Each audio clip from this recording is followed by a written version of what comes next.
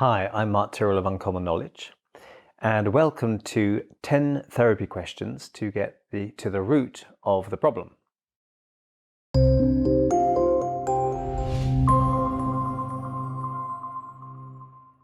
The other day, I was sitting in a pub waiting to have lunch with a friend who's something of a petrol head or gearhead. He's really into cars.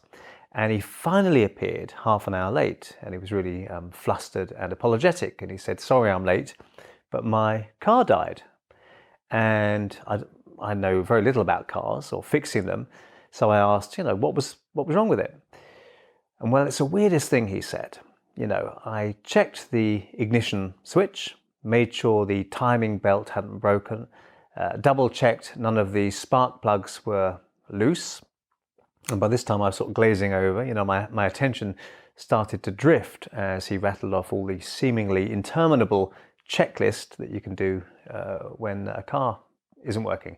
Nevertheless, I couldn't help noticing that something that seemed obvious to me, even to me, he hadn't mentioned. So certainly I was about to be mocked by him for asking such a dumb question. I said, "And you're sure there was fuel in the tank?" And he stared at me for a moment, sort of dumbfounded, before burying his face in his hands with a groan about his son, who was notorious for not refueling, having borrowed the car the night before. Okay, so he had actually run out of fuel. So how easy it can be to miss something that later seems all too obvious. And we have to do the fundamental checks first. And the function, basic needs have to be met. If we're not careful, we practitioners can make this same error of overlooking the obvious in pursuit of digging for the root of what's wrong with our clients. So, for example, a hectic businesswoman who can't sleep, for instance, may be diagnosed with an anxiety disorder or prescribed sleeping pills or other medication by her doctor long before anyone thinks to ask how much caffeine she drinks to get through the workday, or check how she manages the stress of her high-powered job. Okay, so before assuming there's something seriously wrong and diagnosable with your client, it's important to assess how they're meeting the universal primal human needs that we all share. All human beings share these needs.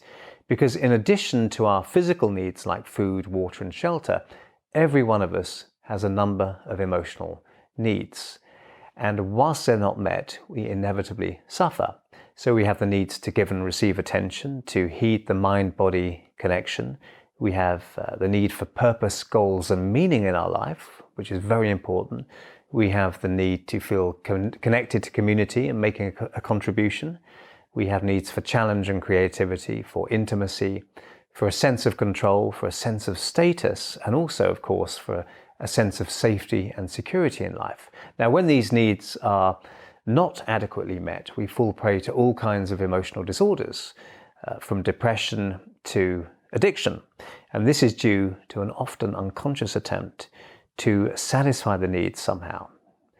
Now, when these needs are met well, we feel fulfilled and contented. We also have more spare capacity to focus on long-term goals and our responsibilities. Check your clients' fuel levels is such an important imperative, I think. We need to look at what's actually happening on a basic level. When you look at life from this perspective, it's easy to see how much negative impact not having these needs met over an extended period can have on people's lives. You also start to notice how every form of human cruelty, from workplace bullying to political tyranny, involves the blocking of the completion of one or more of these basic emotional primal needs. So unless we get a sense of how well these needs are being met in a client's life and address any deficit, our attempts to help them risk being no more than tinkering with symptoms, be they smoking, chronic drinking, depression, or something else. But how do we assess how well the primal human needs are in fact being met by our clients? Well, certainly small talk can yield big discoveries. Simply asking general questions in the natural flow of conversation is an elegant and naturalistic way of ascertaining someone's lifestyle health. Okay. To the client, this may seem like no more than small talk, but if you encourage them to talk about their lives, just listen and pay attention, your small talk can reveal a great deal about their overall welfare. And of course, you don't want the therapy session to become an interrogation, and you should feel free to come up with your own questions. But if you need some inspiration, these simple questions are the kind that you can slip into the conversation to elicit answers specific to certain needs, to the fuel levels, if you like, of your client's lifestyle. So, how often do you get to meet up with friends? Okay, that meets the need for attention and community, and that's just just something we can put into conversation. Can you and your partner really talk together? Okay, attention and intimacy. How are you sleeping these days or nights? That's the mind-body connection. Are you happy with your diet? Mind-body connection again. How much exercise are you getting in your day? Mind-body connection again. Is there anyone who you feel really understands you and is close to you? Intimacy. What choice do you have about what happens in your life? Control and security. How autonomous does your client feel?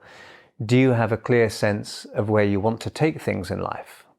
Meaning and purpose. What gets them out of bed in the morning? Do you feel excited by stuff in your life? Challenge, purpose, and meaning. Okay. What involvement do you have with people around you? Community and status.